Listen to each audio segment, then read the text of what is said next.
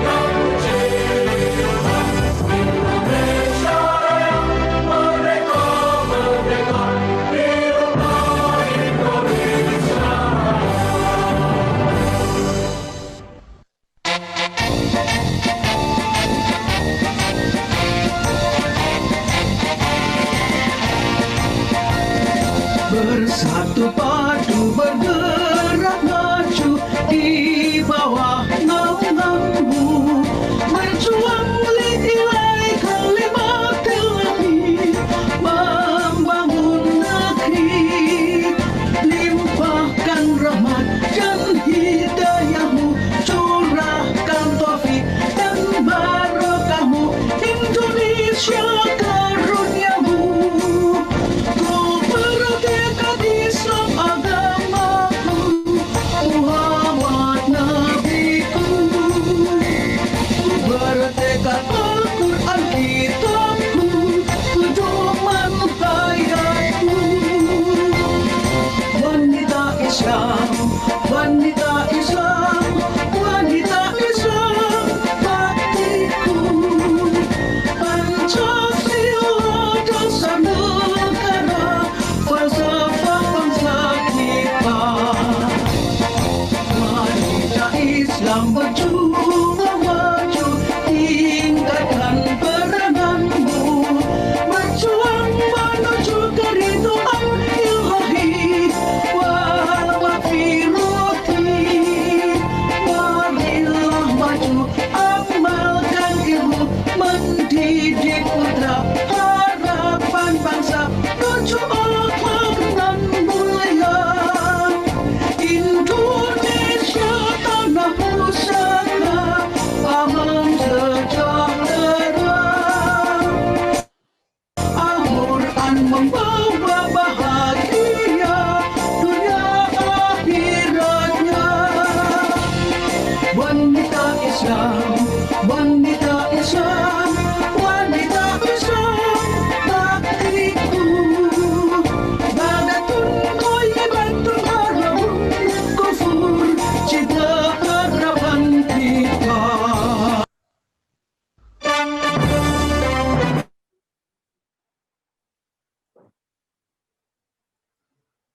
Terima kasih Mbak Nurul. Selanjutnya kita akan mendengarkan lantunan sholawat dari pengurus wilayah Wanita Islam Jambi yang akan dikomandoi oleh Ibu Marniwita Muiz. Kepada Ibu Marniwita kami persilahkan. Silakan dibuka suaranya, Bu.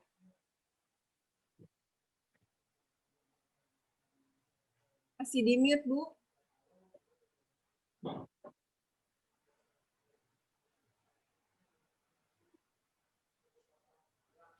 Mungkin yang lain kita mengikuti ya berselawat.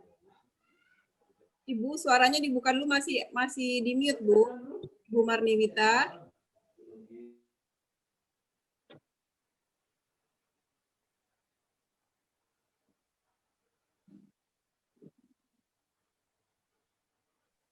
Ah iya, silakan Bu, sudah dibuka.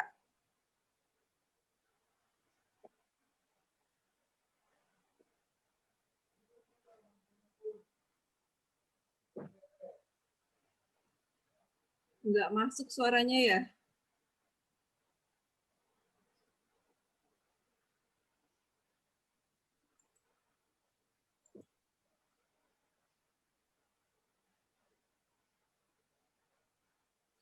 Maaf Ibu Marniwita, suaranya belum masuk.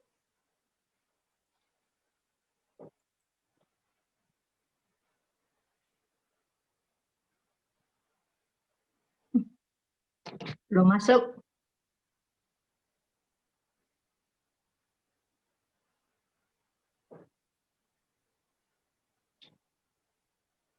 Belum masuk.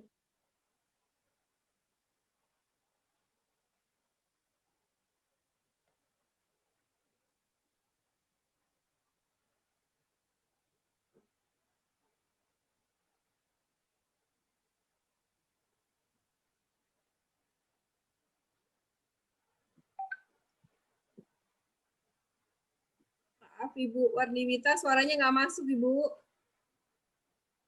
Bu, belum masuk suaranya.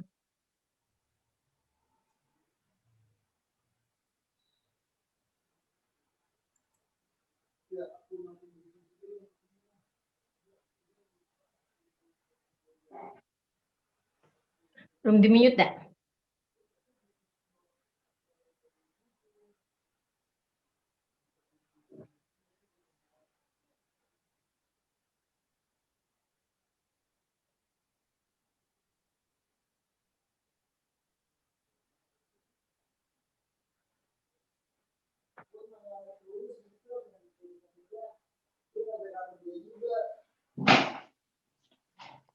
Apa itu?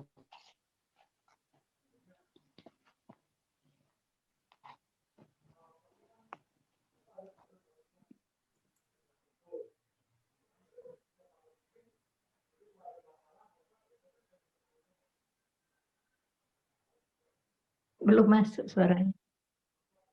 Hilang ya suaranya. Mbak Inel? Ya, baiklah, gimana Mbak? Nggak masuk suaranya?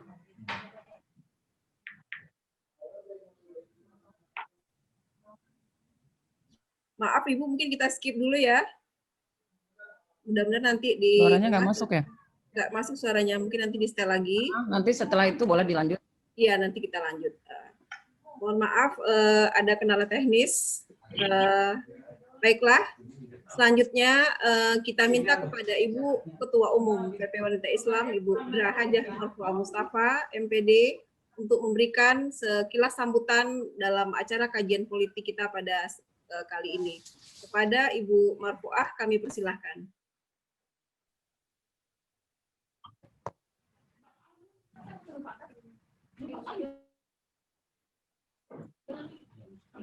Bismillahirrahmanirrahim. Assalamualaikum warahmatullahi wabarakatuh. Waalaikumsalam. Mbak Inel? Ya Bu, Ibu, ya udah. Alhamdulillahirabbil alamin wa bihi nasta'in. Dengeran nggak suaranya? Sudah Mbak. Assalamualaikum warahmatullahi wabarakatuh. Waalaikumsalam. Alhamdulillahirabbil alamin.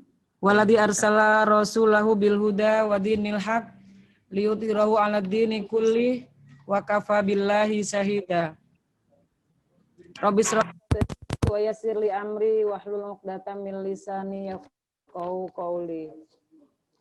Alhamdulillah, puji syukur kita panjatkan kehadirat Allah Subhanahu wa taala yang pada kesempatan siang yang berbahagia ini kita dapat dipertemukan Allah dalam forum yang mulia ini. Kita ingin belajar politik, kita belajar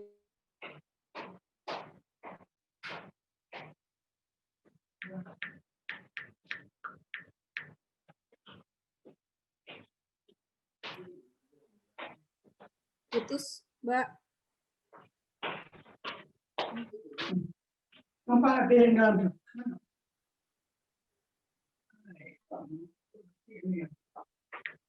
Sepertinya gangguan sinyal Ibu Ketua Umum.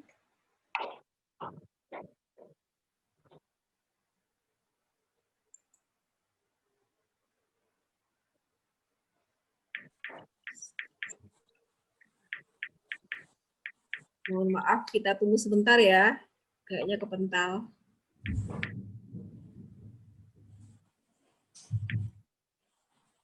Mbak Ipung kayaknya gangguan sinyal, Mbak. Kayaknya kita langsung aja ke acara ya. Ini nih bergabung lagi nih. Oh ya.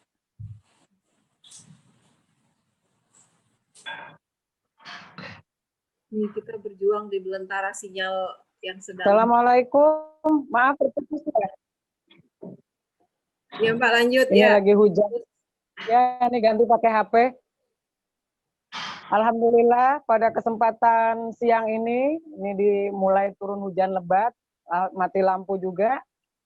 Mudah-mudahan kegiatan kita ini bisa maksimal kita lakukan. Terima kasih kepada narasumber, Bapak Abdullah Hamahwa dan Bapak HNW yang telah bersedia meluangkan waktunya untuk memberikan paparan pembelajaran kepada kita tentang bagaimana berpolitik yang baik, bagaimana sejarah perkembangan politik di Indonesia, dan mungkin nanti kita bisa tanya jawab karena ini kita memang waktunya agak longgar. Kita bisa berinteraksi, bertanya jawab dengan beliau, para narasumber yang sudah tidak asing lagi di kancah politik Indonesia. Track record beliau ini juga tidak diragukan lagi, insya Allah bisa menjadi panutan kita. Para ibu-ibu sekalian yang notabene ibu-ibu ini adalah sebagai juru dakwah yang menyampaikan kebaikan-kebaikan di tengah masyarakat, menginformasikan hal-hal yang sebenarnya kepada masyarakat agar Indonesia mempunyai perempuan-perempuan yang cerdas, berpolitik, tidak terprovokasi atau tergoda dengan politik-politik transaksional atau politik praktis. Mungkin itu sambutan saya. Terima kasih untuk semua hadirin yang hadir. Mungkin ini karena hujan hampir merata, keluhannya sinyal. Semoga kita bisa mendengar dan nanti yang tidak bisa ikut Zoom langsung bisa menyaksikan lewat YouTube. Terima kasih, semoga Allah memudahkan segala rencana kita dan meridhoinya. Billahi taufiq wal hidayah, wassalamualaikum warahmatullahi wabarakatuh. Waalaikumsalam warahmatullahi wabarakatuh. Terima kasih Ibu Ketua Umum PP Wanita Islam, Ibu Dra Hajah Marfa Mustafa. Meski dengan keterbatasan kondisi alam dan kondisi sinyal masih bisa menyampaikan kepada kita sepatah dua patah kata. Selanjutnya kita masuk kepada acara kajian online politik Islam di PP Wanita Islam. Acara ini akan digawangi oleh Ketua Bidang Politik PP Wanita Islam, Ibu Dr. Engkur SIP ME. Ibu Dr. Engkur ini adalah Ibu Ketua Bidang Politik PP Wanita Islam, juga dosen di beberapa perguruan tinggi dan juga aktivis politik yang beberapa kali nyalek ya Mbak ya. Kemudian selanjutnya saya persilakan kepada Bung Pur untuk menggawangi acara. Demikian dari saya sebagai pengantar acara. Kalau ada hal yang tidak berkenan mohon maaf. Silakan Bang Pur. Baik, terima kasih Mbak Inel.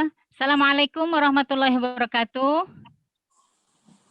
Innal hamdalillah nahmaduhu wa nasta'inu wa nastaghfiruh wa na'udzubillahi min syururi anfusina wa min sayyiati a'malina may yahdihillahu fala mudhillalah wa may yudlil fala hadiyalah. Asyhadu an la ilaha illallah wahdahu la syarikalah wa asyhadu anna Muhammadan abduhu wa rasuluh.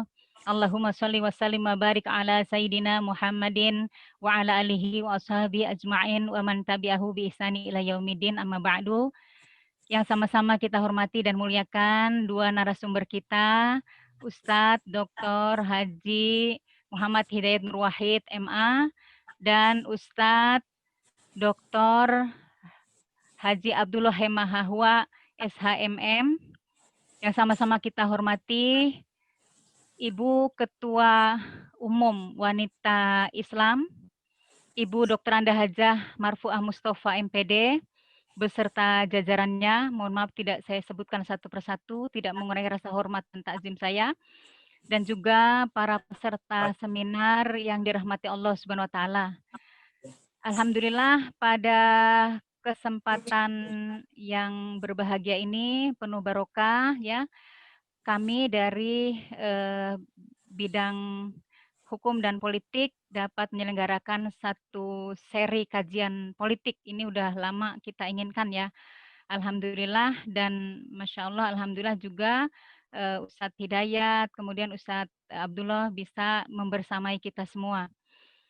Yang kita angkat tema besarnya pada kesempatan ini, pada kajian online politik Islam ini adalah mengenai peranan perempuan dalam perjuangan politik Islam. Jadi dengan ini semua tujuannya adalah untuk memberikan pemahaman yang utuh terkait politik ya dalam perspektif Islam. Karena kita menyadari bahwa mayoritas penduduk di negeri ini adalah Muslim. Hanya saja masih harus terus ditingkatkan pemahamannya terkait politik ya, dan kita berharap dengan pemahaman politik yang makin baik ya, kontribusi umat khususnya kaum Hawa makin meningkat tentu dalam sistem demokrasi yang disepakati di Indonesia. Dan pada seri ini yang akan dibahas oleh dua pembicara adalah kita akan mengawali bagaimana politik dalam perspektif Islam ya, kemudian juga bagaimana politik Islam dalam pentas nasional. Nanti kita akan dengarkan bersama-sama bagaimana ketika kemerdekaan, pasca kemerdekaan ya, sampai kemudian bagaimana politik Islam memerankan di era demokrasi ini, begitu, di era sekarang. Sebelum kita mulai, saya sedikit akan membacakan biodata dua pembicara kita, dan ini orang-orang tenar ya. Sebenarnya kalau kita googling tuh, wah banyak banget tentang Ustadz Hidayat, tentang Ustadz Abdullah ya, tidak asing banget buat kita begitu. Dan alhamdulillah tadi juga sebagaimana disampaikan oleh Bu Ketum ya, Bu Marfuah, bahwa alhamdulillah sebenarnya kita tidak kehilangan para leader yang bisa memberikan contoh ya di negeri ini, para pemimpin yang memberikan contoh di negeri ini. Sungguhnya kita punya orang-orang pintar, orang-orang soleh ya, yang hanya saja mungkin Allah belum memberikan kesempatan kepada orang-orang baik di negeri ini untuk bagaimana bisa menjadikan politik itu menjadi politik yang betul-betul akan memberikan rahmat bagi bangsa Indonesia yang nantinya kita berharap bahwa bangsa ini bahkan bisa berkontribusi kepada peradaban dunia. Ustadz Hidayat, beliau lahir di Klaten 8 April 1960 ya, dan sekarang beliau tinggal di Jalan Kemang Selatan Raya nomor 152B. Beliau dikaruniai 6 ya Ustadz ya, 6 putra putri ya beliau ya. Dan saya tidak bacakan semuanya biodata beliau karena banyak banget. Tapi beliau adalah alumni Pondok Pesantren Gontor ya. Kemudian beliau S1-nya di IAIN Sunan Kalijaga, kemudian S2 dan S3-nya di Universitas Islam Madinah, Saudi Arabia. Itu tentang beliau banyak banget kalau saya bacakan, tentu nanti akan habis waktunya. Kemudian kalau Ustadz Abdullah, dan Masya Allah ternyata Ustadz Abdullah ini dekat rumah saya di Rawadenok. Masya Allah kata Ustadz, ternyata dunia sempit ya katanya begitu. Masya Allah. Kapan-kapan silaturahim Ustadz ya. Insya Allah. Kalau beliau, mohon maaf Ustadz, ternyata Ustadz udah selesai S3-nya ya. Jadi kami tidak cantumkan tuh doktornya. Tapi Insya Allah kualitas Ustadz udah lebih daripada doktor ya. Nama beliau Abdullah Hehamahwa. Beliau lahir di Ambon 18 Agustus 1948.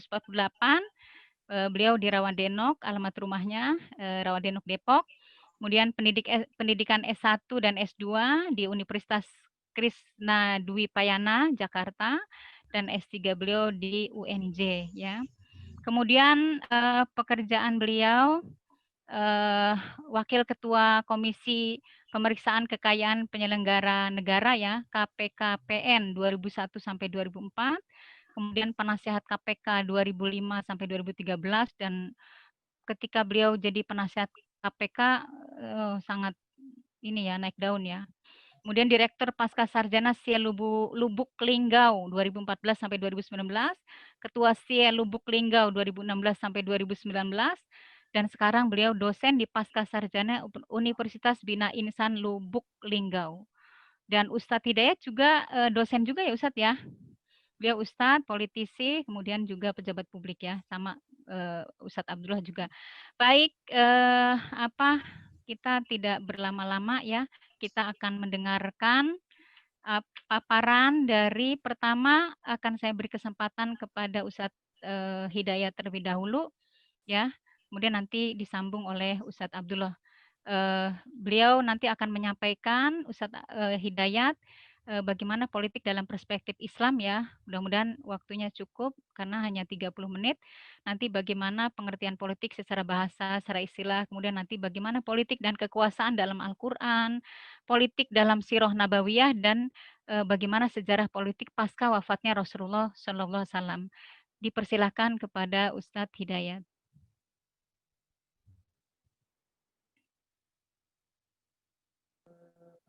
Assalamualaikum warahmatullahi wabarakatuh. Waalaikumsalam warahmatullahi wabarakatuh. Suara saya terdengar, Ibu-Ibu? Terdengar Pak? Terdengar, Ustaz. Alhamdulillahirrahmanirrahim. Yang saya hormati senior kita, Bapak dan Ustadz kita, Bapak Dr. Abdullah Hamahua, dan yang kita hormati dan selalu kita doakan pimpinan pusat daripada wanita Islam, Ibu Dr. Andah Haja Marfuah Mustafa, dan seluruh pimpinan pusat wanita Islam yang semuanya saya hormati, serta webinar yang semuanya saya hormati. Sekali lagi, alhamdulillahirabbil alamin, assalatu wassalamu ala qaidina wa qudwatina wa uswatina sayyidina Muhammadin asyrafil anbiya wal mursalin wa ala azwajihi ummahatil mu'minin wa ala alihi thayyibin wa ala ashabil mardiyin wa ala man ittaba'ahum bi ihsani wa ridwanin ila yaumiddin. Qala Allah azza wa jalla fi kitabil aziz, a'udzu billahi minasyaitonir rajim, wal mu'minuna wal mu'minatu ba'dhum awliya'u ba'd, ya'muruna bil ma'rufi wa yanhauna 'anil munkar wa yuqimunas salata wa yu'tuna zakah wa yuti'una Allah wa rasulahu ulaika sayarhamuhumullah innallaha azizun hakim. Qala Rasulullah sallallahu alaihi wasallam, man ra'a minkum munkaran falyughayyirhu bi yadihi fa illam yastati' fa bi lisanihi fa illam yastati' fa bi qalbihi fa huwa ad'aful iman. Sadaqallahu azim wa sadaqa rasulun nabiyil karim wa nahnu ala dzalika minal mu'minin. Hadirat al-mukarramin wal mukarramat, mukarramin mukarramat, pimpinan daripada wanita Islam yang semuanya saya hormati. Pertama tentu kita bersyukur kepada Allah SWT dalam kondisi apapun kita tetap bisa melaksanakan tugas dan kewajiban kita, silaturahim, silaturahmi, silatul amali. Mudah-mudahan akan terus bisa merealisasikan apa yang menjadi tujuan dan cita-cita organisasi kita maupun juga kita sebagai muslim-muslimah di negara Indonesia yang kita cintai. Yang kedua, saya sampaikan jazakumullah khairan kepada pimpinan pusat wanita Islam yang telah memberikan kesempatan kepada saya untuk bisa bersilaturahim, bersilaturahmi pada siang hari ini. Mudah-mudahan akan banyak manfaatnya. Tapi ini satu hal yang surprise sesungguhnya ibu-ibu, saudara semuanya, wanita Islam justru yang menyelenggarakan dalam tanda kutip webinar tentang politik Islam dan peran politik perempuan muslimah. Ini satu hal yang sangat luar biasa menurut saya karena tidak banyak ormas-ormas perempuan yang Islam maupun non-Islam yang kemudian mempunyai kepedulian untuk kemudian menggali dan atau mengkaji tentang permasalahan perpolitikan dalam konteks Islam dan apalagi dikaitkan dengan peran politik muslimah yang memang seharusnya kita kaji karena tadi disampaikan kita umat Islam mayoritas berada di Indonesia negara demokrasi dan kaum perempuan di Indonesia sekitar 49% dan itu artinya adalah suara yang sangat besar gitu ya dan sangat menentukan gitu. Dan sekarang gerakan yang kemudian terjadi juga gerakan anak-anak pemuda hijrah ini pun juga banyak diantaranya adalah kalangan perempuan pada berjilbab dengan segala kondisinya. Tapi itu adalah sebuah kondisi di mana kembali kepada Islam adalah menjadi bagian daripada yang nyata-nyata terlihat. Nah, Bapak dan Ibu yang saya hormati, saudara sekalian, saya akan masuk saja pada tema yang dimintakan pada saya tentang politik, tentang politik dalam Al-Quran dan As-Sunnah, kemudian sejarahnya, dan bagaimana perpolitikan setelah masanya Khulafaur Rasyidin, Master Rasulullah. Pertama, kalau kita kembali kepada istilah politik, Ibu dan Bapak dan rekan-rekan semuanya, tentu kita tahu bahwa ini kata-kata politik ini bukan bahasa Arab ya, dan awalnya juga bukan bahasa Indonesia, tapi kata serapan. Bukan bahasa Arab karena ada seorang tokoh pada waktu itu menyampaikan pidato ataupun ceramah ataupun orasi di MPR, dan beliau mengatakan bahwa politik itu kalau ditulis dalam bahasa Arab adalah politik, fa wawu lam ta kaf, fa wawu lam ta ya kaf, gitu kata beliau. Itu kalau dibaca sebenarnya adalah fawalaituka. Apa arti fawalaituka? Aku bohongi kamu. Ya, menurut saya itu tidak benar. Karena berpolitik tidaklah berarti harus berbohong. Politik adalah aslinya bahasa Yunani, politikos. Makna awal daripada politikos yang adalah politik sesungguhnya mengandung makna yang sangat bagus. Karena politikos itu maknanya adalah tentang sesuatu yang terkait dengan dari rakyat atau dari publik, untuk publik, oleh publik, tentang bagaimana menghadirkan satu kebijakan untuk kepentingan bersama. Kan bagus sebenarnya. Ya, prinsip awalnya adalah dari saya untuk publik, bersama dengan publik, menghadirkan aturan untuk kepentingan bersama. Begitulah makna dasar daripada politikos. Karenanya tidak aneh bila seorang filosof Yunani, Aristoteles, pernah menyampaikan bahwa politik dalam praktek adalah usaha yang dilakukan oleh warga negara, warga bangsa, untuk menghadirkan kebaikan bersama. Jadi usaha yang dilakukan oleh warga untuk kebaikan bersama, itulah politik. Jadi kalau melihat kepada akar dasar daripada politik, baik dari sisi makna bahasa maupun makna terminologisnya, itu di Yunani dulu juga tidak serta-merta bisa diartikan sebagai yang kemudian berkembang menjadi Machiavellism atau Machiavellistik, yang artinya adalah seni dan atau upaya apapun untuk berkuasa dengan cara apapun, yang kemudian disebut sebagai ibahiyah atau Machiavellism itu.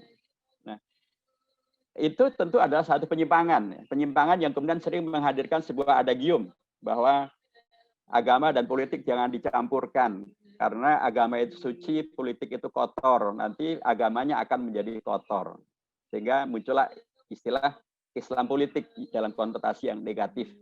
Jadi umat Islam diminta jangan masuk ke dunia politik karena itu kotor. Nanti agamanya ikut kotor. Padahal sesungguhnya kalau itu kita pakai juga, kalau istilah itu kita pakai juga, maka kita bisa mengkritisi dengan mengatakan bahwa kalau benar bahwa Islam itu suci, bersih, dan politik itu kotor, maka kalau kita ingin menghadirkan hasil politik yang bersih, ya mestinya justru Islam harus dimasukkan ke dalam politik. Karena yang kotor itu hanya bisa dibersihkan pakai atau melalui zat pembersih. Ibu-ibu, saudara sekalian pasti terhubung dengan, katakanlah apakah mencuci ataupun hal-hal yang terkait dengan bersih-bersih. Oke lah mencuci. Kalau kita punya piring yang kotor misalnya, untuk membersihkan piring yang kotor, apakah yang akan dipakai adalah air yang kotor? Pasti yang akan dipakai adalah air yang bersih. Atau pakai sabun. Supaya dengan cara itu, maka piring yang kotor tadi bisa dibersihkan. Tapi kalau piring yang kotor, kemudian dibersihkan dengan yang kotor yang lain, apakah namanya air, apakah namanya sabun yang kotor, gitu ya, yang akan muncul adalah kotor double. Jadi kalau memang menginginkan politik itu kemudian tidak selalu kotor, maka mestinya agama dibawa masuk ke sana supaya yang kotor bisa diperbaiki, bisa dibersihkan. Jadi saya mengatakan bahwa makna awal daripada politik atau berpolitik yang datangnya dari Yunani tadi itu sesungguhnya membawa makna yang baik, yaitu adanya kerja bareng, kerja bersama, menghadirkan kemaslahatan oleh dan untuk semua warga. Menjadi menyimpang ketika kemudian Machiavellisme menghadirkan pemaknaan bahwa politik adalah seni untuk berkuasa dengan cara apapun, itu penyimpangan. Menjadi menyimpang ketika kemudian kelompok sekuler kemudian membenturkan antara beragama dan bernegara dengan logika tadi. Agama itu bersih, politik itu kotor, karenanya jangan bawa agama ke dalam politik karena agama akan terkotori oleh politik. Karena harusnya agama itu bersih, kalaupun politik itu kotor, kalaupun benar politik itu kotor, maka harus dibersihkan. Karena politik inilah yang nanti akan menghadirkan kebijakan-kebijakan berbangsa dan bernegara yang mengikat semuanya. Nah, kalau politik itu kotor, maka produk dari yang kotor harus bersih. Produk yang kotor pasti kotor. Karenanya supaya produk daripada yang kotor itu bersih, maka yang kotor itu perlu dibersihkan. Melalui apa? Melalui agama. Inilah karenanya kita bersyukur kepada Allah SWT bahwa Allah memberikan kepada kita karunia yang luar biasa, yaitu yang bernama agama Islam. Dan agama Islam itu karunia Allah yang luar biasa dihadirkan bukan hanya dalam konteks teorinya saja, bukan hanya dalam konteks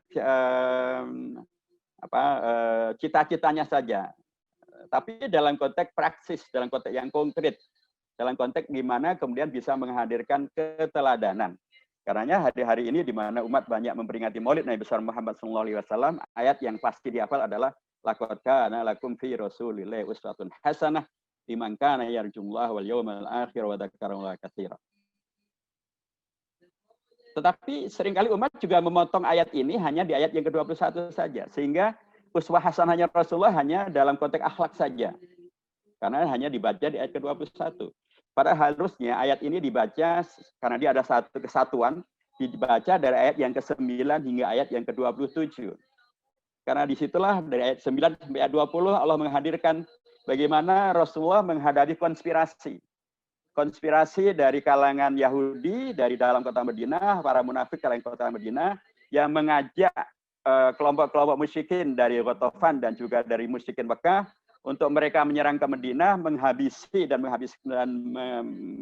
mengeksekusi habis komunitas Rasulullah dan para sahabatnya dengan janji, kata Abu Sufyan waktu itu, dengan janji dari orang-orang Yahudi Madinah, kalau kita menang dan itu bersama dengan dukungan dari musyrikin dari Mekah, maka nanti separuh hasil panen kurma di Madinah silahkan bawa pulang ke Mekah. Terjadilah pengepungan dari luar kota Madinah. Sehingga kondisinya sangat luar biasa mengerikan. Kalau kita baca dalam surah Al-Ahzab ayat yang ke-10 dan seterusnya itu, yaitu jagotil wa balaghatul qulubul hanajir wa tadununa billahi dununa unalika tuliyal mu'minuna wa zulzilul zilzalan syadida wa yaqtul munafiquna wal ladina fi qulubihim marad wa adana Allah wa rasulillah ghurur. Sangat mengerikan sampai pada tingkat itu umat akidahnya tergoncangkan dan digoncangkan. Tapi kemudian Allah menghadirkan dari konspirasi yang demikian dahsyat itu, Allah menghadirkan ayat ke-21, laqad kana lakum fi rasulillahi uswatun hasanah.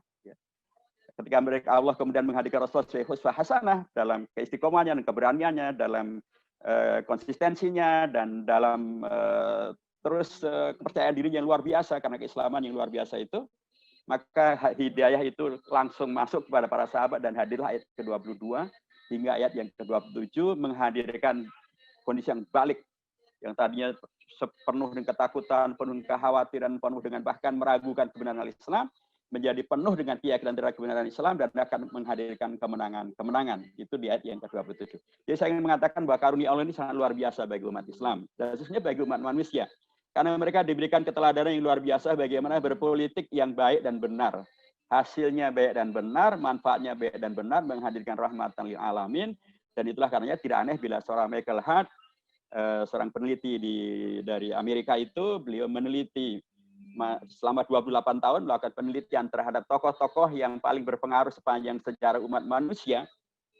Ternyata beliau temukan bahwa tokoh itu adalah Nabi besar Muhammad SAW. Nah, dalam konteks Rasulullah, maka politik itu memang menjadi sesuatu yang para ulama kemudian memberikan kualifikasi terhadap para nabi dan para rasul. Mereka mengatakan bahwa para nabi dan para rasul itu ternyata terbagi dalam 3 kualifikasi. Satu adalah para nabi yang adalah hanya nabiyan abdan. yaitu para nabi yang tidak berhubung dengan masalah politik, para nabi yang tidak terhubung dengan masalah kekuasaan, tapi hanya terhubung dengan masalah pengajaran agama murni.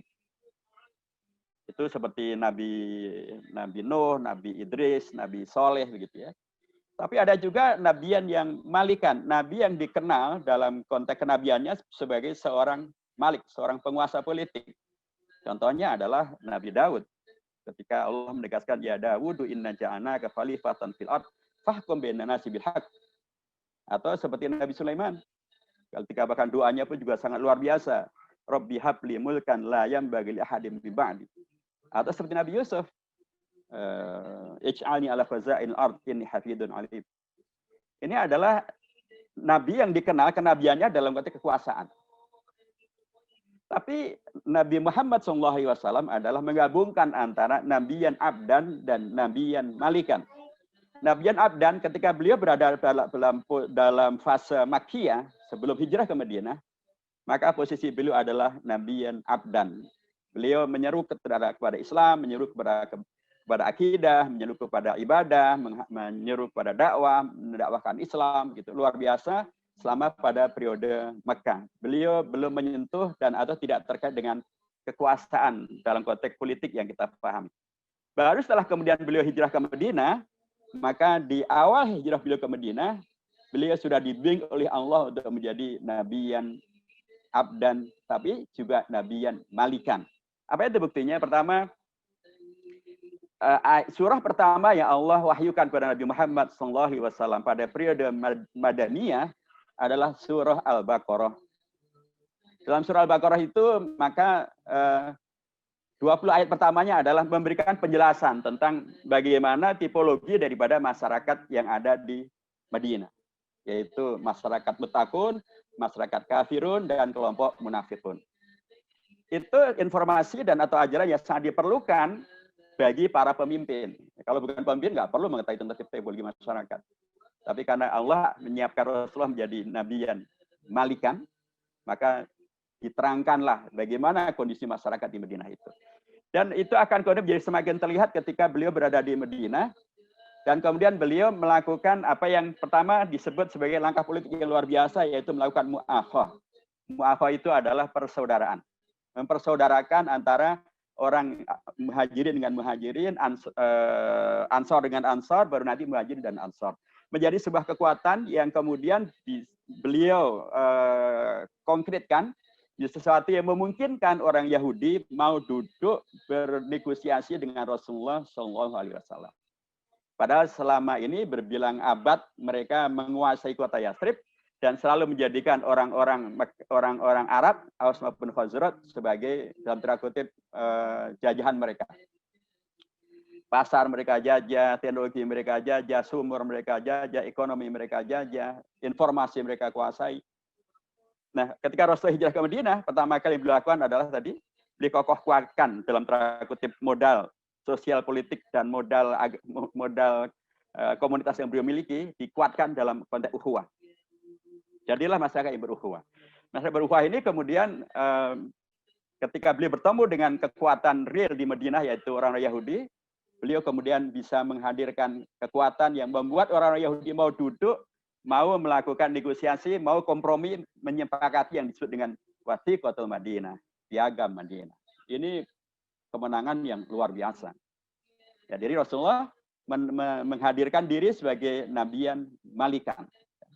Karena nanti juga beliau menjadi seorang pemimpin yang sebenarnya, dan karenanya ketika orang-orang Yahudi mengingkar dan melanggar kesepakatan di Madinah, ya dihukum dengan sampai pada tingkat diperangi, sampai pada tingkat diusir. Itulah penguasa yang menghadirkan keadilan. Jadi dengan pendekatan ini maka tidak aneh bila kemudian Rasulullah dahulu pernah menegaskan tentang apa itu berpolitik. Dalam bahasa beliau, berpolitik itu adalah yang kemudian oleh para ulama diartikan sebagai oleh beliau diungkapkan dalam beragam ungkapan hadis. Misalnya kullukum ra'in wa kullukum mas'ulun an ra'iyatihi. Bahwa setiap Anda adalah pemimpin dan Anda punya tanggung jawab kepada yang Anda pimpin. Ini kan kalau kita menggunakan pendekatan politik, ini adalah satu bahasa politik yang sangat kuat. Bagaimana kemudian beliau menyiapkan umatnya itu tidak hanya menjadi umat yang biasa, tapi umat yang ra'i, umat yang pemimpin. pemimpin yang bukan segera memimpin, tapi pemimpin yang penuh dengan simpati dan empati, itulah ri'ayah. Beliau juga pernah menyampaikan tentang kana Banu Israil tasusuhumul anbiya kullama halaka nabiyyun khalafa ba'dahum nabi. Hadis riwayat Imam Bukhari dan Muslim. Tasusuhumul anbiya. Mereka, di sini kata-kata siasah yang adalah siasat, yang adalah bahasa lain daripada politik, ternyata itu sudah muncul dalam hadis yang kemudian beliau sampaikan itu terkait dengan bagaimana para nabi-nabi dahulu memimpin para Bani Israel, dan itulah yang kemudian terjadi pada setiap generasi daripada para nabi. Nah, Bapak Ibu yang saya hormati, dalam bahasa Indonesia kita sudah masuk nih dalam kosakata rakyat, itu dari kata-kata ra'iyah. Tapi pemimpinnya ternyata bahasa Indonesianya belum ra'i, masih penguasa maupun pemerintah. Ada pemimpin yang lain yang diambilkan dalam hadis, yaitu Sais. Sais itu pengemudi delman ya. Itu kan dari bahasa Arab, itu ism fa'il dari fi'il sasa yasusu saisan. Ya, yasus, itulah yang tadi Rasul sampaikan tentang bagaimana nabi-nabi itu dahulu memimpin para Bani Israel. Tasusuhumul anbiya, kanat Bani Israel, tasusuhumul anbiya. Jadi saya mengatakan bahwa dari hadisnya Rasulullah, dalam konteks Islam, yang namanya politik itu adalah seni tentang kepemimpinan, dan bagaimana kemudian antara pemimpin dan rakyat, ar-ra'i wa ra'iyah, itu menghadirkan kemaslahatan yang terbesar bagi kepentingan umat, kepentingan rakyat, tentu dalam konteks yang dibenarkan oleh Islam.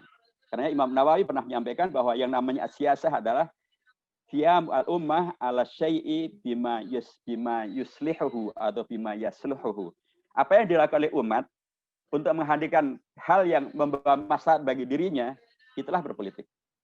Kalau umat itu berada di pimpinan, maka itu adalah politik kepemimpinan. Kalau umat itu adalah rakyat, maka itu adalah politik rakyat. Karenanya tadi saya bacakan di depan, dalam konteks Islam yang namanya politik itu tidak membedakan antara apakah Anda di dalam formal kepemerintahan, penguasa maupun berada di luar.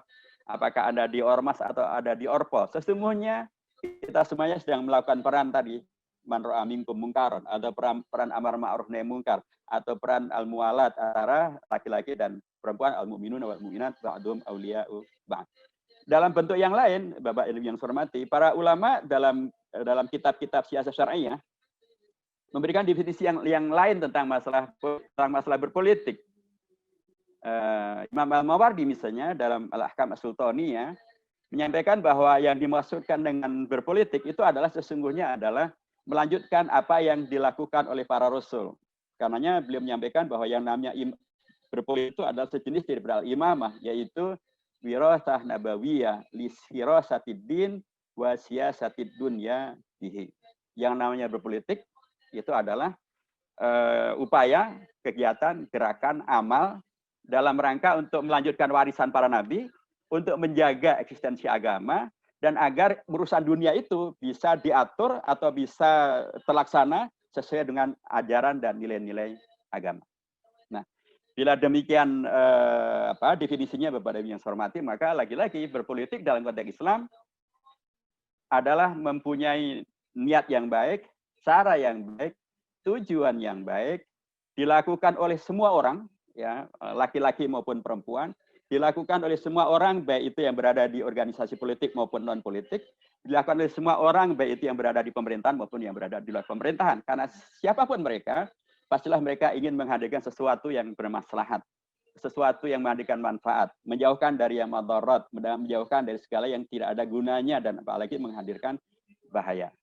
Menurut saya inilah penegasan tentang bahwa karenanya dalam pengertian kita, berpolitik dalam konteks berpolitik tidak cukup hanya sekedar tentang berkuasa atau menghadirkan aturan dan itu urusannya dengan kekuasaan murni, tapi Islam memberikan pengertian yang lebih luas lagi. Dia terkait dengan masalah berkuasa maupun tidak berkuasa. Dia terkait dengan segala yang kita lakukan untuk menghadirkan kemaslahatan dengan niat yang baik, dengan cara yang baik, dengan tujuan yang baik.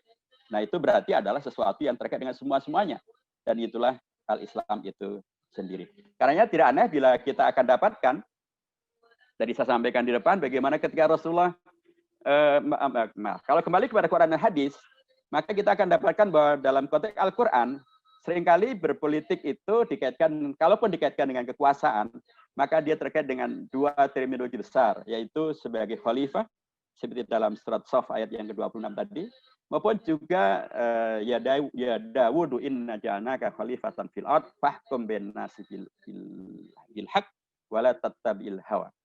Kemudian dalam surah Al-Baqarah ayat 124 disampaikan dalam bentuk imamah. Wa idtala Ibrahim rabbuhu bi kalimatin fa atammahunna qala inni ja'iluka lin-nasi imama qala min dzurriyyati qala la yanalu ahdi adh-dhalimin. Jadi berpolitik menghadirkan kepemimpinan yang disebut sebagai khalifah. Khalifah di sini tentu beda dengan yang kemudian dihebohkan dalam konteks khilafah yang kemudian menjadi dipermasalahkan. Khalifah di sini tentu tidak maknanya adalah itu. Khalifah di sini kemudian menghadirkan kepemimpinan yang inti dasarnya adalah dia hadir memimpin untuk menghadirkan hukum dan aturan yang hak, yang adil, yang jauh dari hawa nafsu. Ini tentu adalah satu nilai yang bersifat umum. Dan itulah karenanya seperti yang tadi dibacakan di depan terkait dengan baldatun thayyibatun wa rabbun ghafur, itu kan ternyata juga ungkapan Al-Quran di surah Saba ayat yang ke-15 itu tidak terkait dengan kota Madinah, tidak terkait dengan kota Mekah setelah Rasulullah bebaskan dari berhala. Tapi itu terkait dengan Saba, kota Saba atau negeri Saba, dan kota Saba, negeri Saba itu adanya di Yaman. Itu jauh sebelum kehadirannya Nabi Muhammad SAW. Al-Quran mengatakan laqad kana li sab'in fi maskanim ayatun jannatani ayamini wa shimal kulu min rizqi rabbikum washkuru lah baldatun thayyibatun wa rabbun ghafur. Jadi ungkapan baldatun thayyibatun wa rabbun ghafur itu malah tidak spesifik terkait dengan Mekah, terkait dengan Madinah, terkait dengan Al-Aqsa, malah terkait dengan negeri Saba. Yang kita tahu bahwa ratunya adalah bahwa pimpinnya adalah seorang ratu perempuan, gitu ya. Ya disain kembali bahwa karenanya kepemimpinan dalam konteks khalifah adalah kepemimpinan yang menghadirkan kebenaran, menghadirkan keadilan, jauh dari hawa nafsu memimpin, karena itu akan menghadirkan kesesatan dan penyesatan. Ketika berjalan tentang Nabi Ibrahim yang disebut dengan imam, gitu, inni ja'iluka lin-nasi imaman, politik menghadirkan kepemimpinan. Imam itu memang kalau dalam bahasa Arab dia adalah satu bentuk ungkapan yang menandakan tentang fa'il. Tetapi dia juga bisa bermakna maf'ul. Inni ja'iluka lin-nasi imaman. Karena sebagai imam Anda pun juga harus menyerap dan memahami aspirasi dari sebagai makmum dan atau bisa juga menjadi makmum. Imam dan makmum ada korelasi yang sangat tidak terpisah. Dan bahkan dalam konteks kita sehari-hari kita didekatkan bahwa berpolitik dalam konteks menjadi imam adalah seperti kita menjadi imam di masjid-masjid, gitu ya. Bisa datang, bisa pergi, bisa bergantian, tapi komitmen menghadirkan kebenaran, kalau dikoreksi juga mendengarkan koreksian dan begitu seterusnya. Kalau kita merujuk pada hadis, maka kepemimpinan itu juga akan dibentukkan dalam beberapa ungkapan. Misalnya kata-kata amir. Idza kuntum salasan falyu'ammiru ahadakum. Bila Anda bertiga, maka jadikanlah satu di antara yang tiga itu sebagai amir. Amir adalah pemimpin. Nah, tapi sekali lagi seperti imam, kata-kata amir juga mempunyai makna makmur. Dia menghadirkan pemaknaan tentang objek, tentang subjek, tapi dia juga bisa menjadi objek. Dia amir yang menyuruh, yang memerintah, tapi dia sekaligus adalah makmur. Arti daripada ini adalah, ya seorang pemimpin politik dalam konteks amir, maka dia siap untuk menjadi pemimpin, tapi siap juga untuk dipimpin, dia siap untuk memerintah, tapi dia siap juga untuk mendengarkan perintah. Jangan seperti Macron yang dikritik di mana-mana, tapi dia tidak mau mendengarkan kritik publik.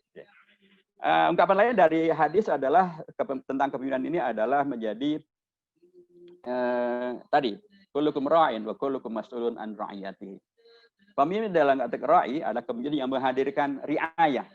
Riayah itu adalah empati, adalah simpati, adalah kepedulian.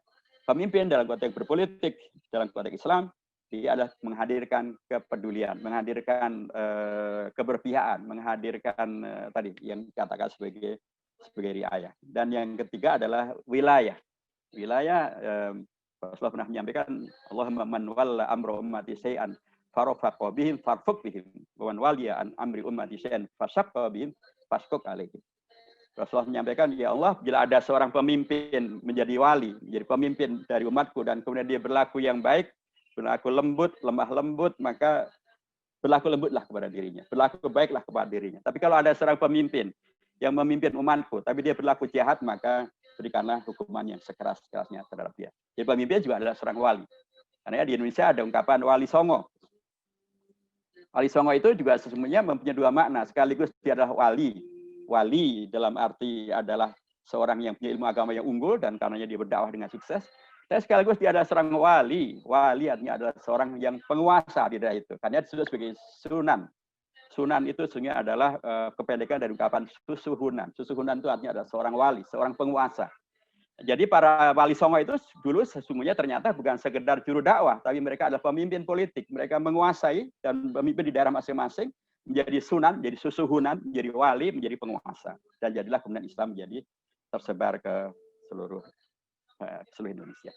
Kalau dia bisa hormati, kembali kepada bagaimana politik dalam masa Rasulullah, tadi sudah saya sampaikan tentang prinsip-prinsipnya, apakah terkait dengan imamah, terkait riayah, terkait dengan khilafah, terkait dengan walayah, ya, termasuk juga yang terkait dengan masalah imarah. Nah, kita akan lihat bagaimana Rasulullah menghadirkan kekuatan politiknya untuk menghadirkan solusi bagi umat. Tadi ketika beliau hijrah ke Madinah, beliau telah diberikan peta dalam surah Al-Baqarah, dan beliau menghadirkan piagam Madinah, dan jadilah Islam dan umat Islam yang tadinya begitu luar biasa sulit dikembangkan dan diterima oleh publik di periode Makkiyah. Pada periode Madaniyah ini, ketika beliau dengan politiknya, dengan kegiatan dakwahnya yang menyatu padu dengan kegiatan bernegaraannya, kita akan dapatkan hasil yang sangat luar biasa. Ya.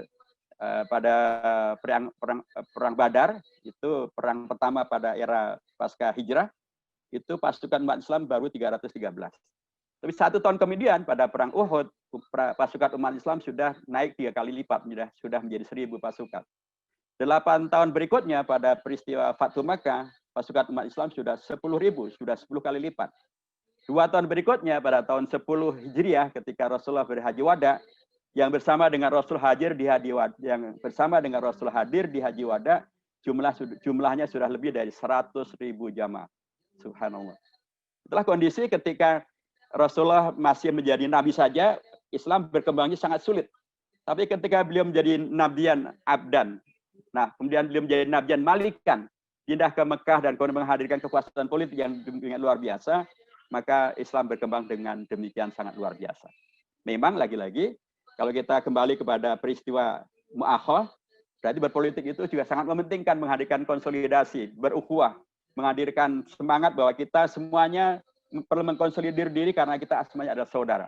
Kita mengkonsolidir diri karena kita adalah satu senasib sepenanggungan. Ya.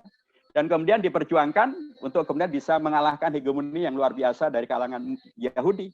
Tapi dikalahkan bukan dengan kedoliman, bukan dengan kejahatan, tapi dengan hal yang sangat luar biasa, yaitu Wasiqatul Madinah. Nah, mari kita akan lihat bagaimana dengan berpolitik ini Rasulullah nanti akan memenangkan pertarungan atau pertempuran yang sangat luar biasa, yaitu peristiwa Sulhu Al-Hudaybiyah. Karena dari peristiwa inilah kemudian Islam semakin meluas kemana-mana. Karena waktu itu beliau dalam negosiasinya dengan orang musyrikin Quraisy, beliau berani atau beliau menyampaikan, menerima usulan keberatan dari musyrikin Quraisy untuk mencoret kata-kata Ar-Rahman Ar-Rahim dan mencoret kata-kata Rasulullah. Ini diprotes oleh para sahabat. Para sahabat menyampaikan kritiknya dan menyampaikan keberatannya. Tapi Rasulullah menyampaikan, Ana Rasulullah kadib, Ana Ibnu Abdul Muttalib, yakin saya benar.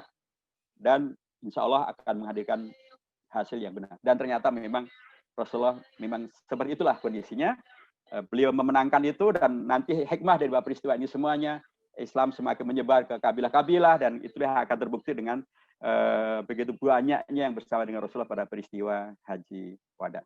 Baik, saya akan cepat saja. Kalau kemudian kita lihat tentang bagaimana setelah Rasulullah wafat, pasca Rasulullah, umat Islam juga tetap kemudian melanjutkan sikap berislam yang kemudian menggabungkan antara menghadirkan kemaslahatan yang sebanyak-banyaknya ini melalui apa yang kemudian disebut sebagai Khilafah Rasyidah, Khilafah Rasyidin. Tapi Khilafah Rasyidin ini akan kita lihat bahwa semuanya mengacu kepada kemaslahatan terbesar bagi umat, agar umat tetap memimpin dan tetap bisa menghadirkan fungsi kepemimpinan.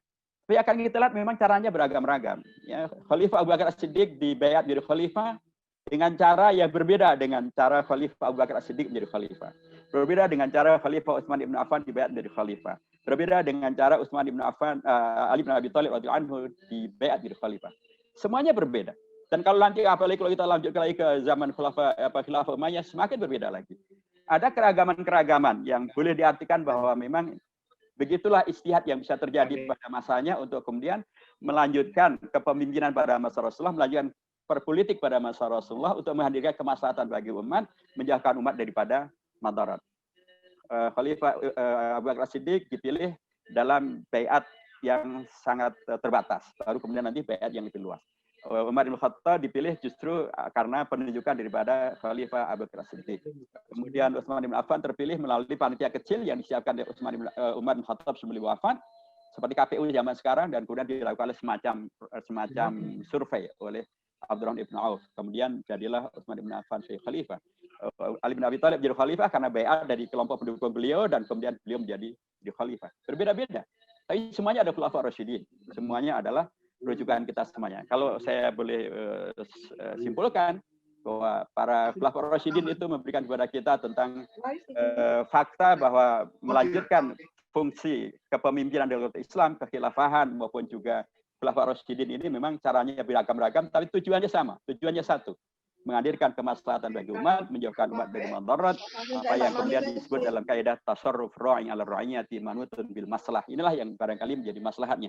Nanti akan kita lihat lagi ketika masuk pada era akhir masa khilafah Daulah Umayyah.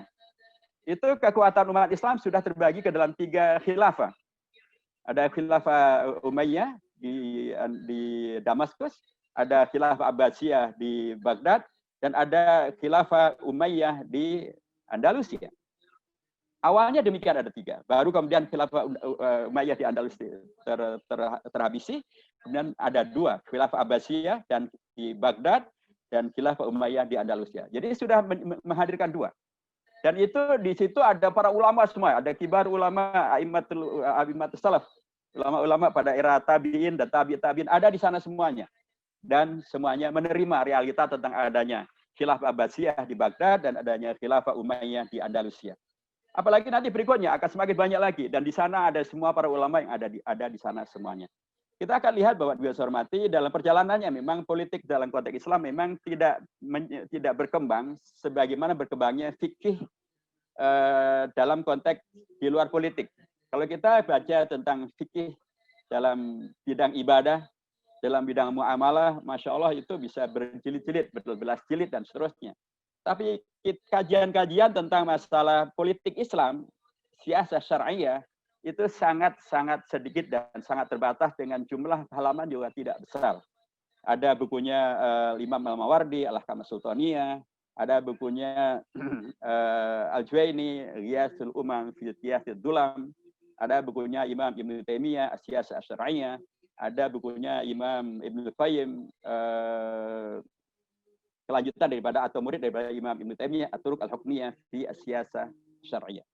Itu buku-bukunya tidak tebal, bahkan Siyasah Syar'iyyah Ibnu Taimiyah ya tidak tebal, Turuq Hukmiyah juga tidak tebal. Yang paling tebal adalah bukunya Al-Juwaini, Ghiyasul Umam fil Qiyasi Ad-Dulam.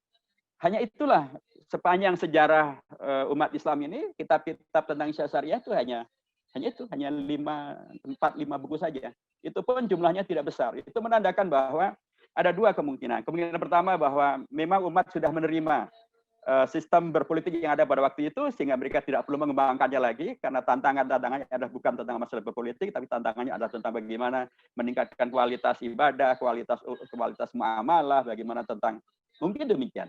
Tapi yang jelas ini kemudian berdampak tentu saja kepada bagaimana umat Islam mengisi ceruk perpolitikan, karena kemudian merasa tantangan-tantangan tidak sebanyak tantangan-tantangan dalam bidang muamalah yang lain. Sekalipun kalau saya kembalikan kepada tentang bagaimana Rasulullah memberikan keteladanan, bagaimana Khulafaur Rasyidin memberikan keteladanan, sesungguhnya itu semuanya memberikan ruang bagi kita untuk apa yang kemudian para ulama memberikan kaidah tentang berpolitik ini adalah tasarruf ra'i 'ala ra'iyah manutu bil maslahah. Selama dia menghadirkan kemaslahatan, maka berpolitik itu adalah sesuatu yang dimungkinkan. Kemudian mereka juga mengatakan tentang al-muwazanah bainal masalih wal mafasid, situ ada juga yang terkait dengan masalah perpolitikan yang kurang menghadirkan kemaslahatan. Dan memang sepanjang masa Khulafaur Rasyidin maupun kerajaan Islam ini kita tidak melihat adanya partai politik yang berdiri. Nah, ketika kita masuk ke Indonesia, kita akan dapatkan bahwa justru umat Islam di Indonesia mengembangkan ijtihad yang sangat luar biasa, termasuk dalam hal pengorganisasian dan masalah berpolitik. Kita tahu bahwa ormas Islam pertama di Indonesia itu adalah Jamiatul Khair, berdiri tahun 1901. Dan di antara anggota Jamiatul Khair adalah Haji Umar Cokro Aminoto. Dan Haji Umar Cokro Aminoto inilah yang pertama kali mendirikan partai politik di Indonesia, Syarikat Islam. Dan beliau inilah yang mempunyai 3 slogan yang sangat luar biasa, yang menggabungkan antara keislaman dan sekaligus intelektualisme dan sekaligus tanggung jawab sosial. Beliau mengatakan 3 slogan atau 3 ideologi daripada Syarikat Islam adalah setinggi-tinggi ilmu, semurni-murni tauhid, dan sepintar-pintar siasat. Sepintar-pintar siasat. Karena memang banyak pihak ingin menjadikan partai Islam itu sepertinya partai malaikat, gitu ya, yang tidak boleh salah, gitu. Sekali salah kemudian dianggap sebagai sama saja gitu, bahkan sebenarnya beda-beda tipis. Tapi mereka mengungkapkan itu sesungguhnya maksudnya adalah agar partai Islam itu ya seperti malaikat, dan karenanya tidak ada manuver apapun. Ya, kalau kita tahu kan tugas para malaikat itu kan tertentu. Tugas malaikat Jibril tertentu, Mikael tertentu, Israfil tertentu. Nggak ada kemudian malaikat Jibril mengambil tugasnya malaikat Israfil, atau malaikat Israel, maupun malaikat Israfil mengambil tugas daripada malaikat Malik, atau Nakir, dan Mukad. Nggak ada. Ya sudah, masing-masing sesuai dengan tugasnya. Nah, kalau partai politik begitu, ya gampang banget digebukin, gampang banget dibohongi, gampang banget dikalahkan, dan itulah yang mereka inginkan. Nah, karenanya sekali lagi, kalau kita kembali pada Rasulullah dengan piagam Madinahnya, dengan Sulhul Hudaybiyahnya, dengan Hilful Fudulnya, gitu ya, itu luar biasa. Bagaimana kemudian Wathiqah Umariyah juga begitu luar biasa. Bagaimana Khulafaur Rasyidin memimpin umat dan kemudian bisa mengalahkan dan menyebarkan Islam di seluruh dunia, itu juga luar biasa. Dan bagaimana karenanya para ulama sekali lagi ketika kemudian menghadirkan kaidah tentang tasawuf ra'yal rakyat manutun bil masalah, menurut saya memberikan pegangan yang sangat kokoh kuat bahwa umat Islam yang perlu aktif. Sebagaimana dalam konteks perempuan dicontohkan dengan luar biasa oleh Ummul Mukminin Aisyah radhiyallahu anha. Bayangkan beliau yang ada Ummul Mukminin, tapi beliau sekaligus adalah ahli hadis, beliau sekaligus adalah ahli fikih, beliau sekaligus adalah ahli pengobatan, sekaligus beliau adalah seorang ahli sastra.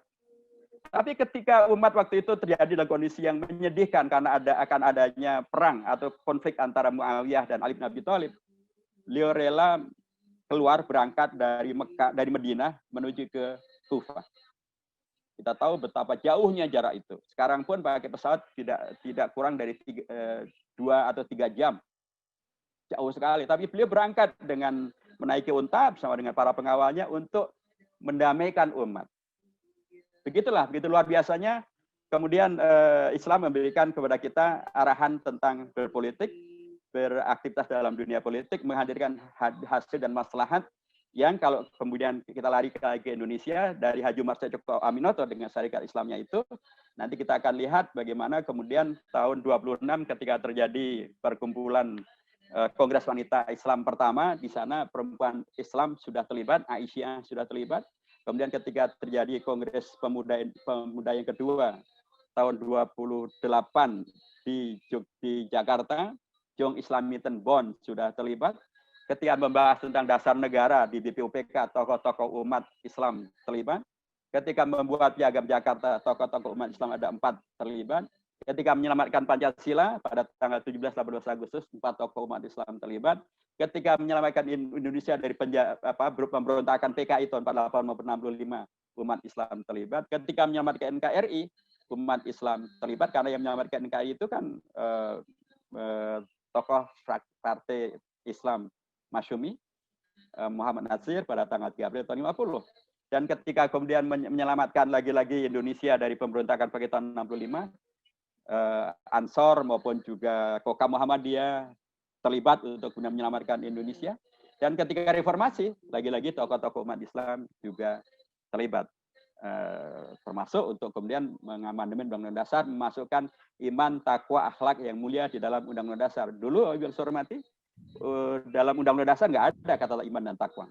Dan bahkan dulu ada yang mengusulkan iman dan takwa, dan kemudian pada masa Orde Baru, seorang anggota MPR dari fraksi TNI Polri mengusulkan iman dan takwa, kemudian beliau mendapatkan hadiah, yaitu bentuknya dipecat dari keanggotaan MPR. Tapi sekarang pada era reformasi ini kita bisa masukkan iman dan takwa dan akhlak mulia di dalam Undang-Undang Dasar. Jadi begitulah kegiatan perpolitikan yang terus berlanjut ya sejak zaman Rasulullah dan sejak zaman dulu. Tapi sekali lagi saya ingin menegaskan bahwa Islam mempunyai ciri-ciri yang kemudian menghadirkan kegiatan berpolitik yang menghadirkan kemaslahatan. Dalam konteks Indonesia menghadirkan kemaslahatan dengan Indonesia merdeka, dengan selamatnya Pancasila, selamatnya NKRI, dan hadirnya reformasi yang kita semuanya sekarang ini berada di dalamnya. Saya kira demikian, Bapak Ibu yang saya hormati, mudah-mudahan ada manfaatnya. Barakallahu fikum jami'an. Assalamualaikum warahmatullahi wabarakatuh. Waalaikumsalam warahmatullahi wabarakatuh. Jazakallah khairan kasir Ustadz. Saya sebenarnya pengen motong, tapi kayaknya ini mumpung kita dapat ilmu ya dari beliau. Sebenarnya tadi mestinya beliau hanya sampai jam 14, tapi ini udah lewat banyak, tapi mudah-mudahan berkah ya.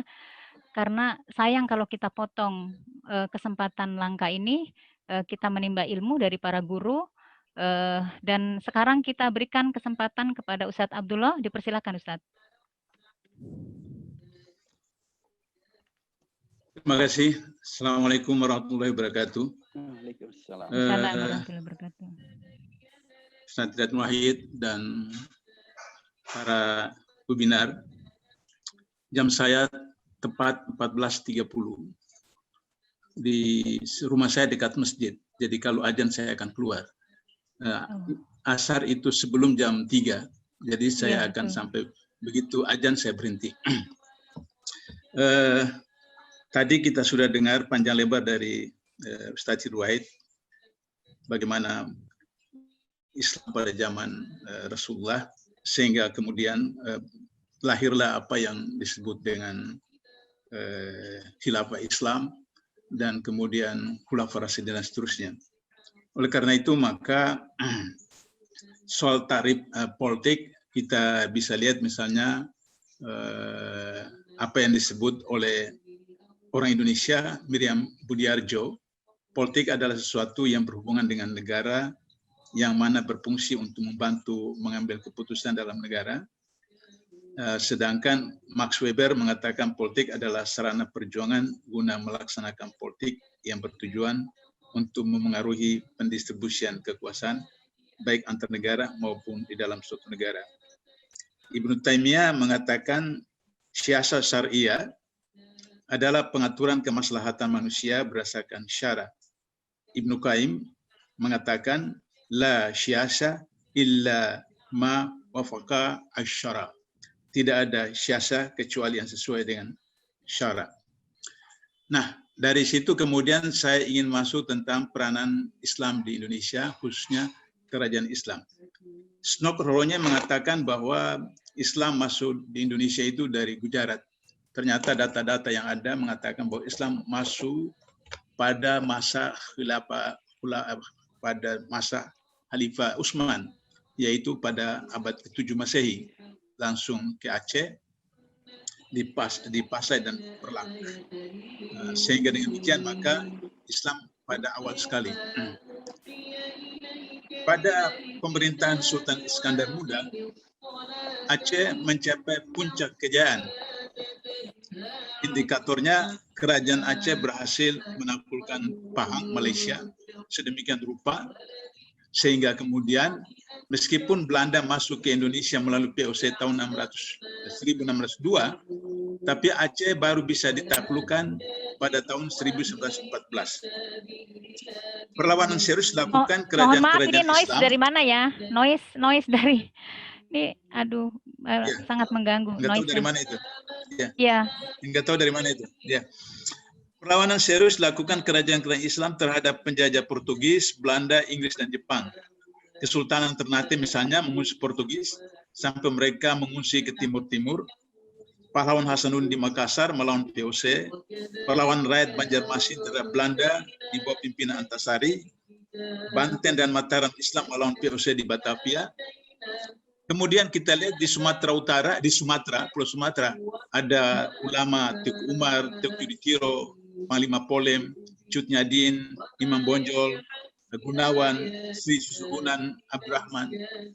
Begitu juga misalnya di Lombok, ada Gerakan Tinggi Haji, ada Haji Aling Kuning, ada di Kalimantan Timur, ada Muning Antasari Banjarmasin, Hasanuddin Makassar, Babula di Ternate, dan Patibura di Maluku. Di Jawa ada Pangeran Diponegoro, ada Rifaiyah di Pekalongan, ada Kiai Wasid di Cilegon, ada Kiai Jainal Nangarib dari Kudus, Kiai Ahmad Darwis dari Kedu, Kiai Haji Darmojo dari Nganjuk, dan Fatahillah di Jakarta. Perlawanan dari umat Islam dan ulama itu tercatat dalam sejarah mengorbankan 8.000 tentara Belanda dan merugikan 20 juta gulden gas pemerintah Belanda. Dari situ maka kemudian Belanda mengubah taktik dan strategi dengan apa yang disebut dengan politik adu domba. Maka lahirlah gerakan nasionalis Islam dan nasionalis sekuler. Kita lihat pengaruhnya dalam gerakan perjuangan nasional, maka Syarikat Dagang Islam didirikan oleh Haji Saman Hudi pada tahun 1905 di Surakarta, merupakan suatu bentuk perlawanan terhadap penjajah Barat di bidang ekonomi. Tapi kemudian Syarikat Dagang Islam berubah menjadi Syarikat Islam pada Kongres pertama 1906, dan tahun 21 berubah menjadi partai. Jadi partai pertama di Indonesia adalah Partai Syarikat Islam. Sehingga kemudian tahun 30 berubah menjadi Partai Syarikat Islam Indonesia. Pada tahun 37, Majelis Islam Ala Indonesia merupakan satu badan federasi ormas Islam yang mengkoordinasikan dan menyatukan umat Islam dalam menghadapi politik Belanda. Tapi kemudian Jepang membubarkan ini MIAI karena dianggap MIAI tidak bisa mendukung apa yang dimaksud dengan penghormatan terhadap Kaisar Hirohito di Jepang, sehingga kemudian dibubarkan. Tapi Jepang tetap menginginkan ada dukungan dari umat Islam untuk menghadapi lawan-lawan mereka, sehingga kemudian dibentuk Masyumi yang merupakan akronim dari Majelis Syura Muslim Indonesia, tapi kemudian dibubarkan karena dianggap tidak bisa diperalat oleh Jepang. Maka kemudian setelah merdeka tahun 17 Agustus 45, pada tanggal 22 Oktober 45, utusan Bung Karno menemui Ki Haji Hasyim Asy'ari di Jawa Timur, minta dikeluarkan fatwa tentang bela negara, karena waktu itu menghadapi pasukan Nika dan Belanda mau masuk kembali. Maka Ki Haji Hasyim Asy'ari sebagai Rais Akbar NU, yang kemudian menjadi Rais Syuriah Masyumi, mengeluarkan resolusi jihad. Dan kemudian resolusi jihad ini diikuti juga oleh NU dan lain-lain, sehingga kemudian pada tanggal 10 November tahun 1945, umat Islam hampir di Jawa Timur dan Jawa Tengah, bahkan termasuk dari Cirebon, itu datang ke Surabaya untuk melakukan perlawanan terhadap pasukan sekutu. Yang itulah kemudian kita kenal sebagai Hari Pahlawan. Nah, pada tanggal 7 dan 8 November 45, berlangsung Kongres Umat Islam di Indonesia, Kongres Umat Islam Indonesia di Yogyakarta, atas inisiatif dari beberapa tokoh yang kemudian memerlukan ada satu partai politik. Masyumi waktu itu adalah sebagai ormas, tapi para tokoh-tokoh umat waktu itu menganggap bahwa perlu menjadi satu partai politik. Maka tanggal 7 dan 8 November 45 berlangsunglah Kongres Umat Islam di Mualimin, Jogja, dan lahirlah keputusan, yaitu satu-satunya partai politik Islam di Indonesia adalah Masyumi, satu-satunya organisasi pelajar Islam di Indonesia adalah PII, satu-satunya organisasi pemuda Islam di Indonesia adalah GPII, dan satu-satunya organisasi masuk Islam di Indonesia adalah HMI.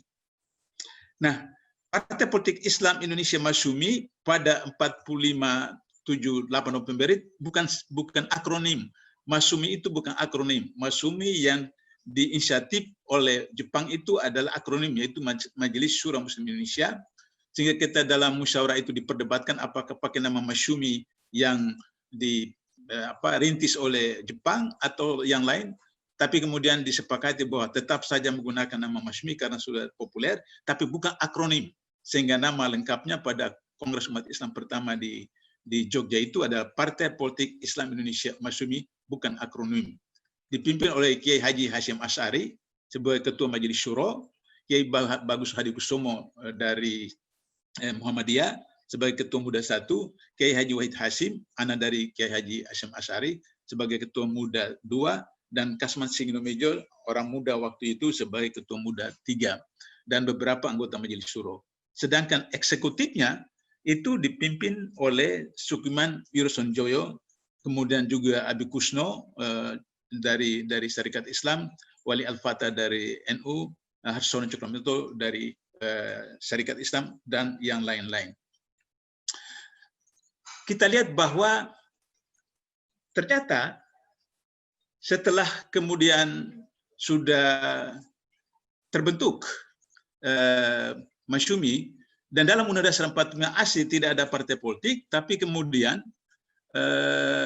Bung Hatta sebagai Wakil Presiden mengeluarkan maklumat Ruami 10 untuk bentuk partai politik, sehingga akhirnya kemudian partai-partai politik waktu itu dibentuk, sehingga kemudian terlahirlah apa yang disebut dengan beberapa partai, ada PNI, ada Parkindo, ada Partai Katolik, ada PSI, ada Murba, dan untuk umat Islam adalah Masyumi.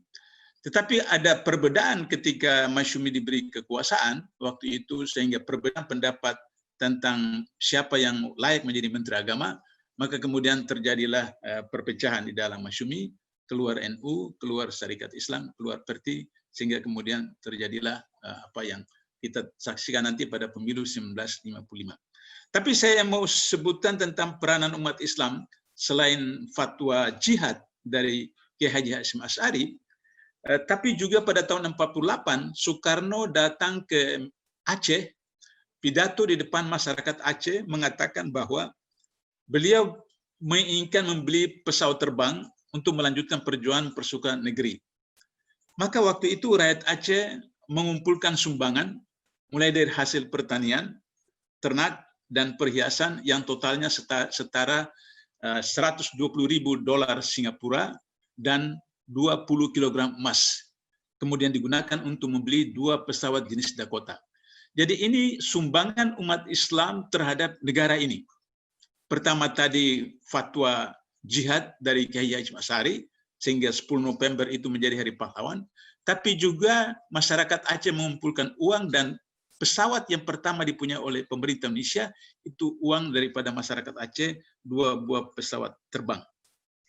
Nah, kemudian ketika sudah merdeka, sebelum merdeka, ada dibentuk BPUPK yang dilantik pada tanggal 28 Mei 45, terdiri 87 anggota. Itu 3 hari sidang berturut-turut dari 29 Mei sampai 1 Juni.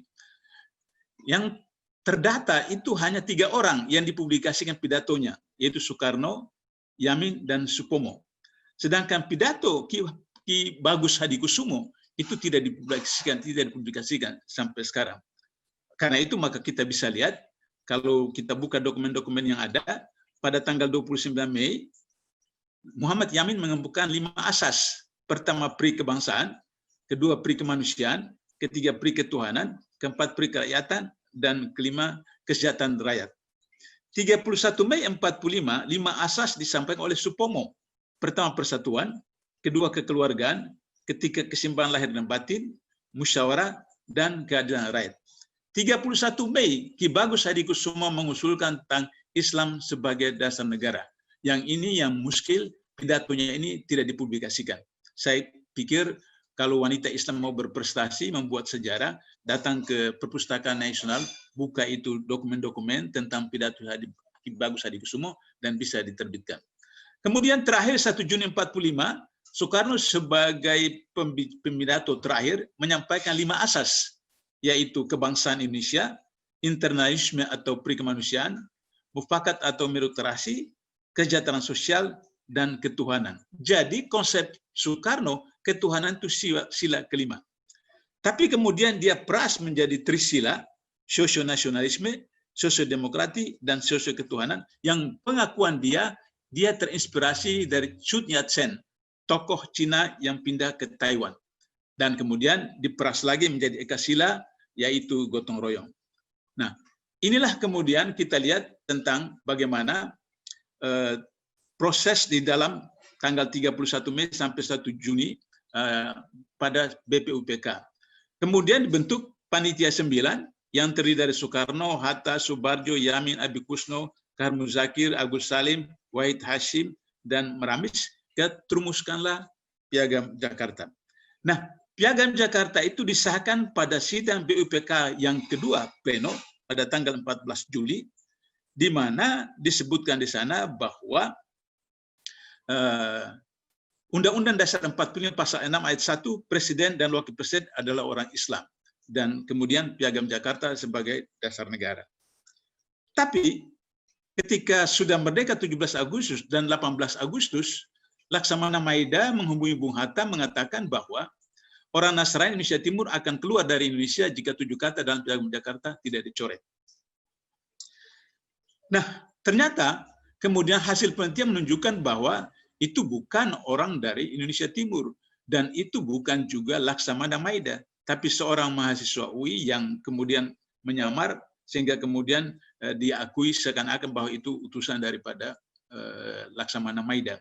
Maka kemudian Bung Hatta mengundang Pak Kasman, Pak Badi Kusumo, dan beberapa tokoh pada tanggal 18 pagi hari untuk kemudian mengajukan agar supaya negara yang kita perjuangkan selama 3,5 abad itu bisa selamat dengan cara kemudian 7 kata dicoret.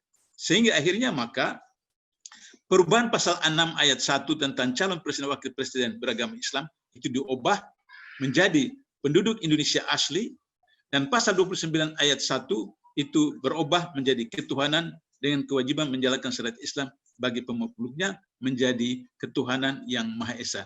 Inilah perubahan pada tanggal 18 Agustus, 1 hari setelah merdeka.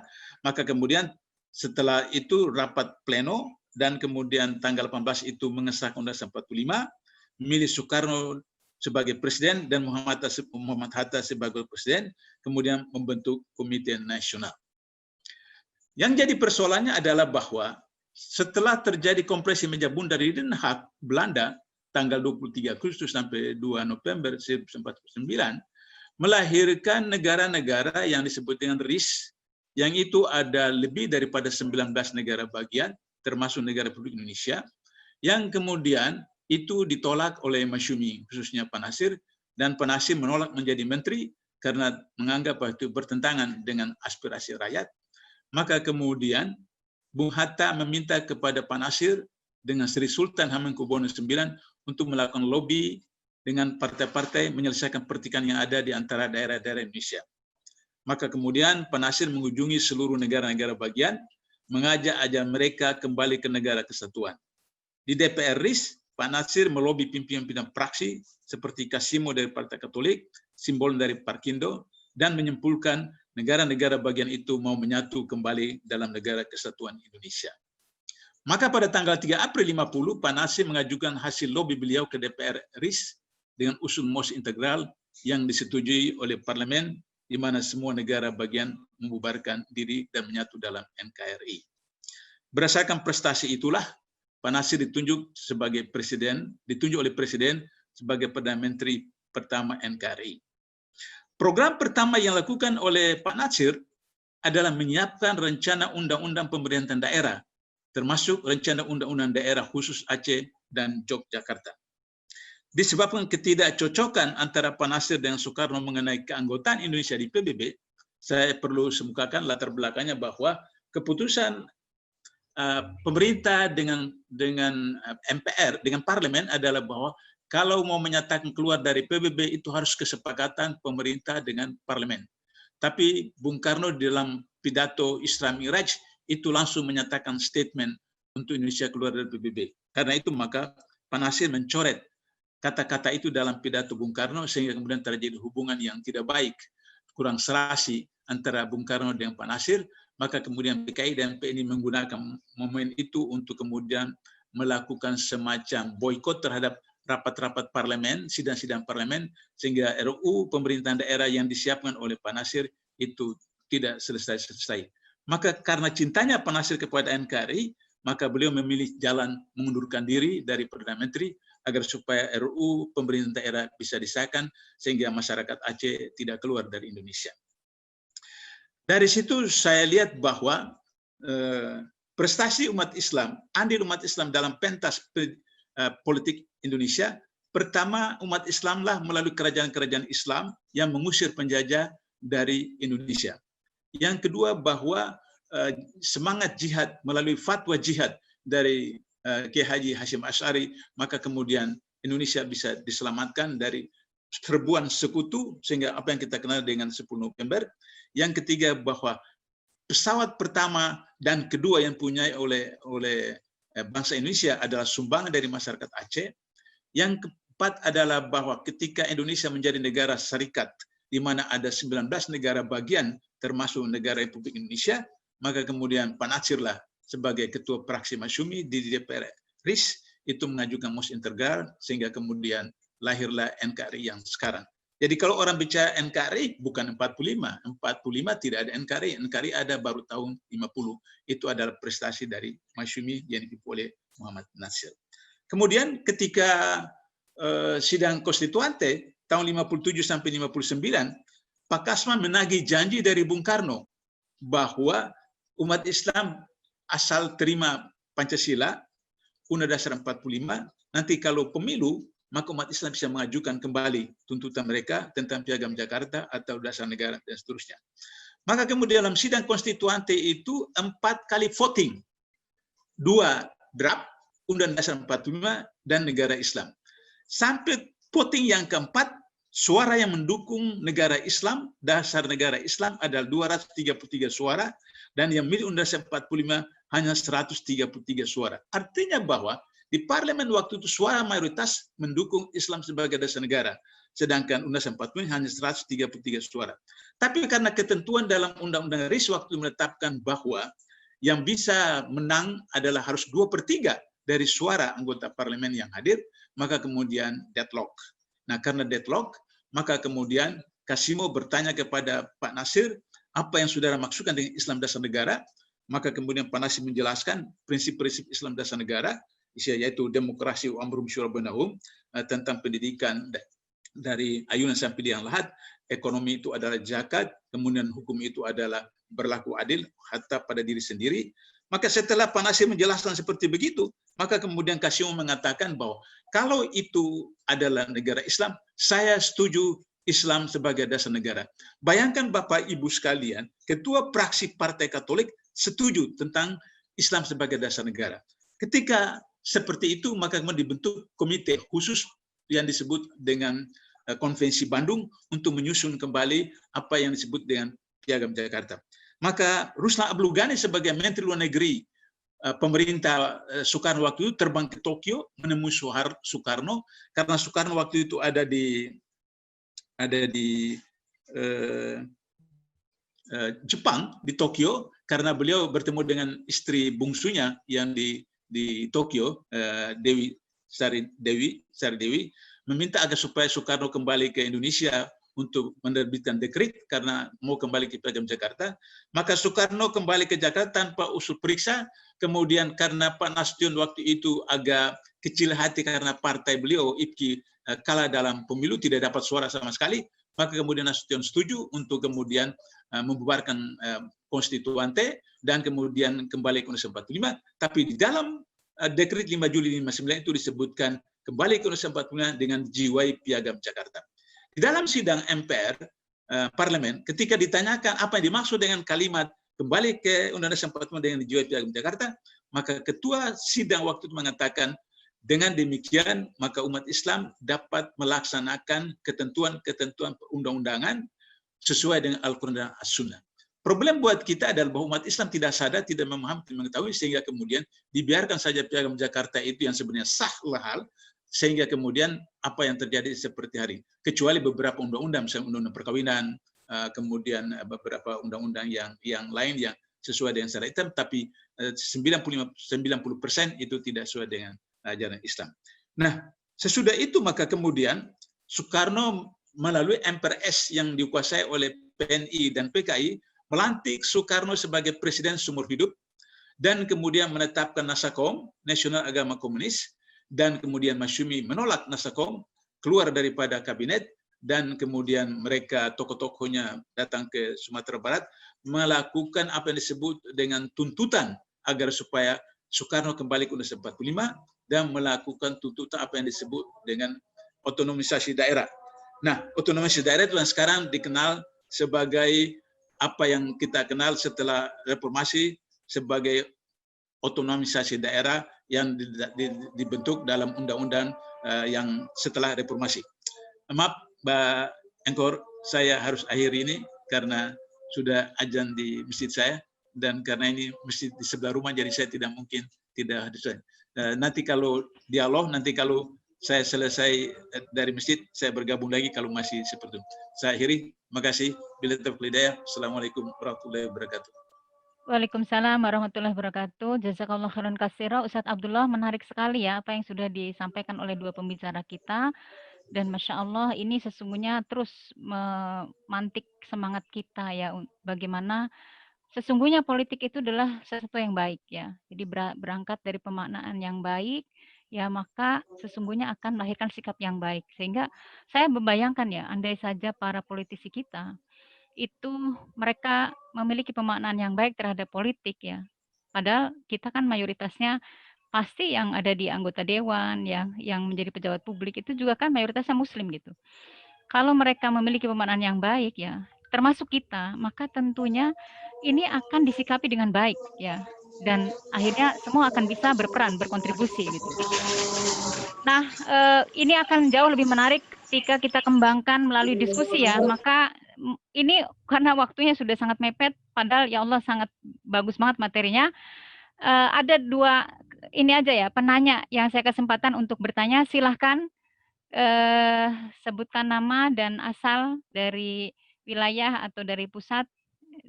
Monggo dipersilahkan. Bagi yang akan menanyakan, mempertajam lagi apa yang dua pembicara kita sampaikan.